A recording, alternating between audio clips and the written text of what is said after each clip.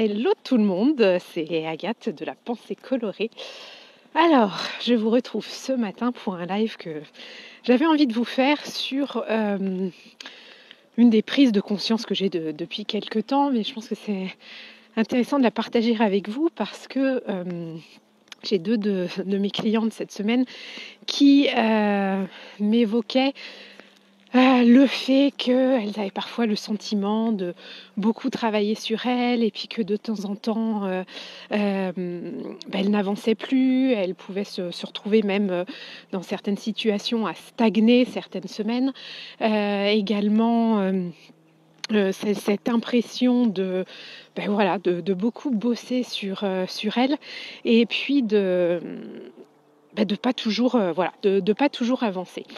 Et c'est ce que je leur disais, c'est tout à fait normal et c'est très fréquent. Puis malheureusement, c'est ce que l'on peut ressentir toute une vie, parce que le travail sur soi, finalement, c'est ce que je disais dans le titre du live, c'est le travail de toute une vie. Alors moi, je crois en plus en la réincarnation et je pense que c'est même le travail sur soi, le travail de plusieurs vies. Mais bon, si on reste dans la rationalité, on va parler de cette vie-là. Et oui, le travail sur soi. On travaille sur soi pendant des années et il faut perpétuellement finalement travailler sur soi. La vie nous renvoie toujours des situations, d'autres choses à travailler. Et puis même parfois, on a l'impression d'avoir vraiment bien bossé sur une thématique, sur un sujet en particulier. Et puis, on a un retour de boomerang où on a à nouveau besoin de travailler sur soi. Moi, je l'ai particulièrement vécu. Alors moi, ça fait des années que je travaille sur moi. J'ai fait de la sophrologie, j'ai fait des années de psychothérapie. Je me suis fait coacher à plusieurs reprises, un coaching personnel. J'ai fait des coachings aussi au niveau professionnel. Dernièrement, j'ai fait de la kinésiologie. Et y a toujours des dossiers qui remontent, des choses que moi je pense avoir parfois réglées. Et puis non, en fait, c'est toujours sous-jacent. Et c'est toujours nécessaire finalement de travailler sur soi. Et je vais vous citer justement des petits exemples de mon vécu pour que ce soit vraiment parlant et puis que vous compreniez que oui, malgré des années de travail sur moi, des années de développement personnel, le fait que je sois aujourd'hui coach moi-même, il y a toujours des choses qui restent là, qui restent à aborder. Et justement, d'ailleurs, hier, ça m'a amusée. C'est là que je me suis dit que ce serait intéressant de partager ça avec vous. Une de mes clientes me disait que la vidéo que j'avais faite hier matin, où je disais il fait super chaud aujourd'hui, enfin pourtant il faisait 6 ce matin, mais là avec le soleil et puis il n'y a pas du tout de vent, j'en profite pour juste regarder comme c'est beau. Je suis dans la garrigue cette fois. Ce matin, j'ai décidé d'aller marcher dans la garrigue. Oh là là, j'adore. C'est fabuleux. Et du coup, j'ai chaud. Oui, donc cette cliente hier me faisait part du fait que ce qui l'avait motivée à aller courir hier, c'était la vidéo que j'avais faite hier matin où j'expliquais que moi j'étais allée marcher. J'étais un petit peu forcée, en me disant que je savais que je n'irais pas marcher plus tard dans la journée et que j'y étais allée hier matin. D'ailleurs, c'est ce que je suis aussi en train de faire ce matin. Sachant que j'ai ma conférence à midi, et puis me connaissant, je ne pense pas que j'irai marcher cet après-midi. Et ce qui s'est passé, j'étais super contente, bien sûr, que ma cliente me dise que ma vidéo l'avait aidée. Elle me faisait part de sa gratitude, donc c'était vraiment chouette. Et qu'est-ce qui s'est passé? Bah, ma petite voix, là, la petite voix intérieure, alors moi je l'appelle le petit diable. J'aime bien prendre l'image. J'étais très fan de bande dessinée, notamment de Tintin quand j'étais jeune. Et il faudrait que je retrouve d'ailleurs cette image-là. Et souvent, Milou, quand il lui arrive quelque chose, il a son petit ange qui débarque, et puis son petit diable là. Puis il y a toujours un conflit entre les deux. Et donc cette petite voix intérieure qu'on a là, qui se met à nous dire que de toute façon, ce qu'on fait c'est naze, ou qui est toujours à nous dévaloriser, je l'appelle le petit diable intérieur. Et donc qu'est-ce qui s'est passé moi quand ma cliente, donc qui me faisait un compliment, qui était pleine de reconnaissance, donc c'était vraiment chouette. Eh bien, j'ai d'abord été contente. Et puis après, ma petite voix est arrivée, elle m'a dit, ah bah tu vois, toi t'es peut-être allé marcher hier matin, mais t'aurais pu aller courir. Il y a quelques années, ça, j'aurais commencé à turbiner, à me dire mais c'est vrai, aller marcher finalement ça m'apporte quoi? D'habitude je vais courir. Là, non, j'ai accueilli ma petite voix. Et moi, ce que je fais maintenant, je lui dis de dégager. Il y avait plein de raisons pour lesquelles déjà je suis pas allée courir hier matin.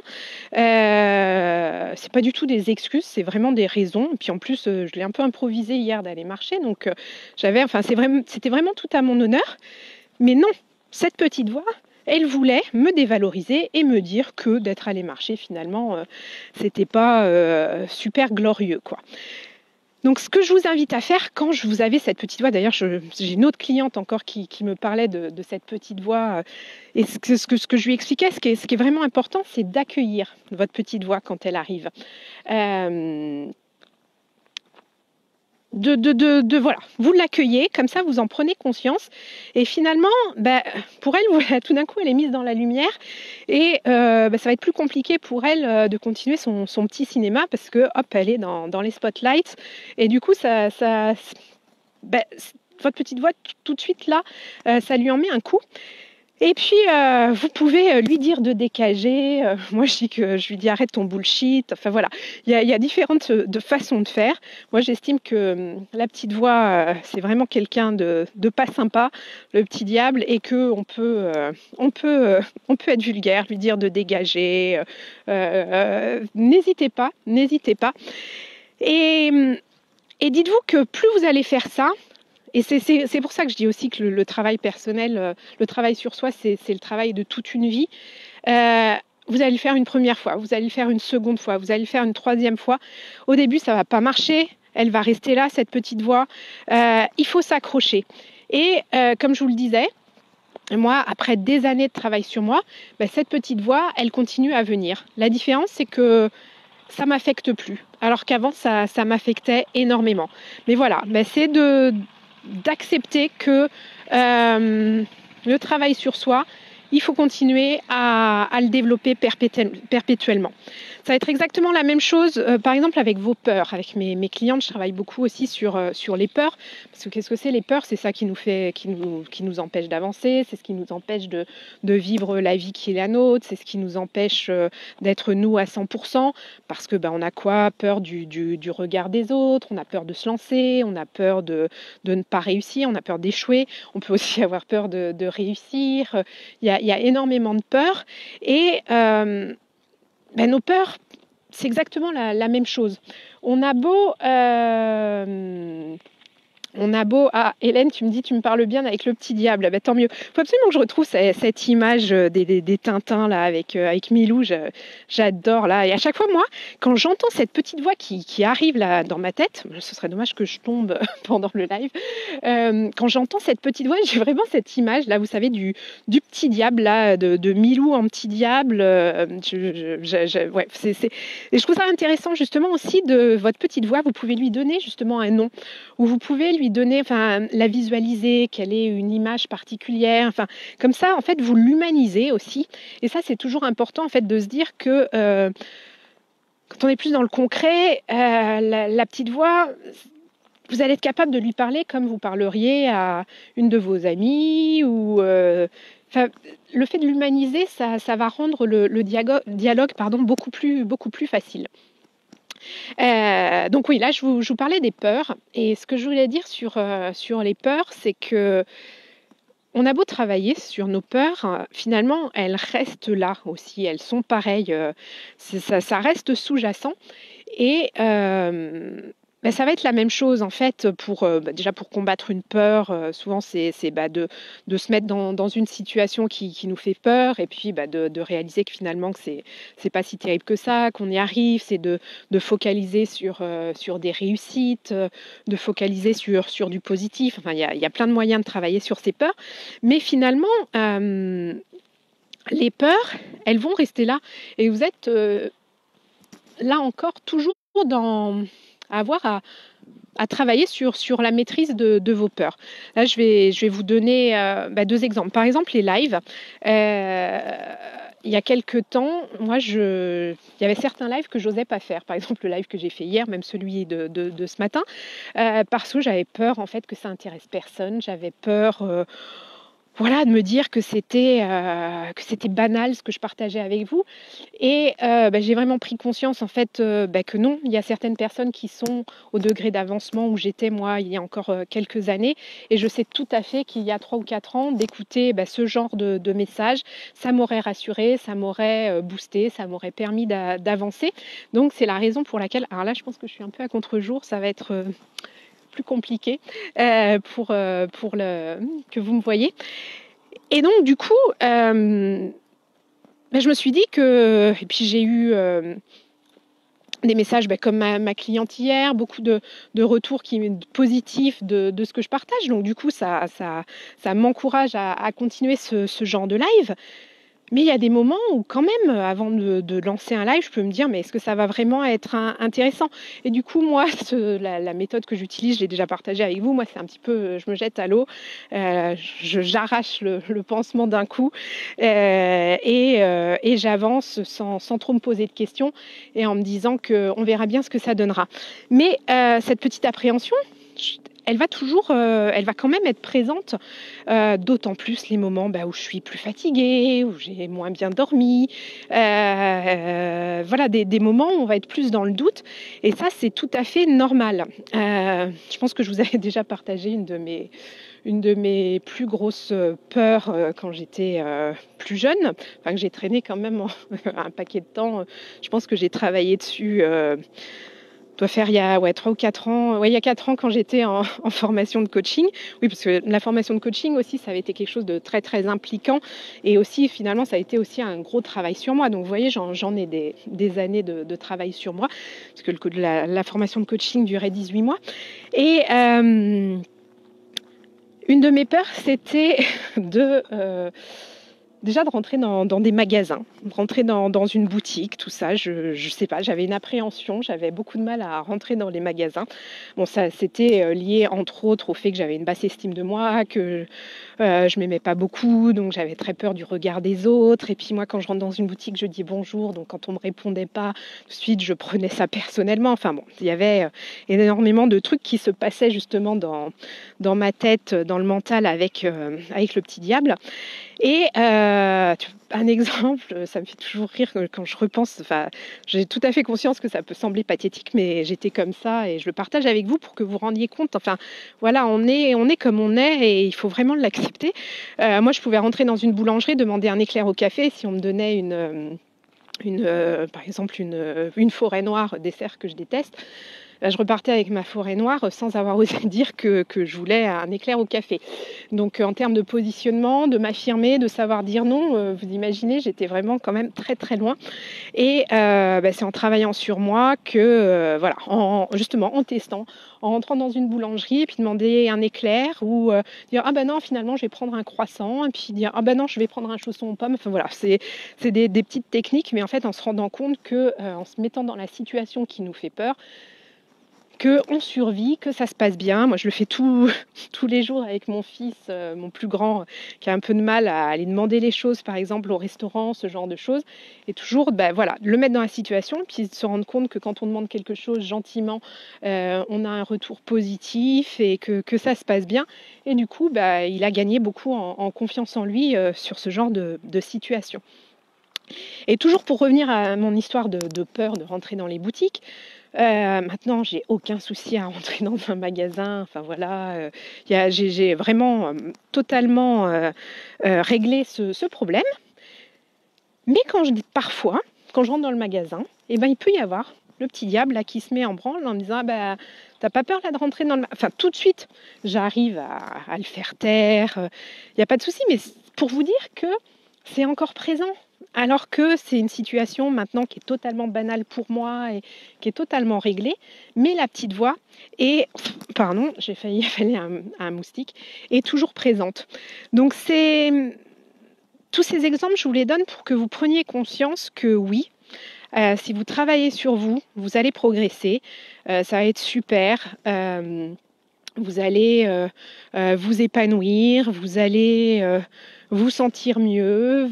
Enfin voilà, ça n'a pas de prix de travailler sur soi et puis de partir à la découverte de qui vous êtes et puis de travailler sur vos peurs, sur ce qui vous bloque. Je suis là, il y a plein de petits moucherons. Mais il va y avoir des moments où vous allez stagner.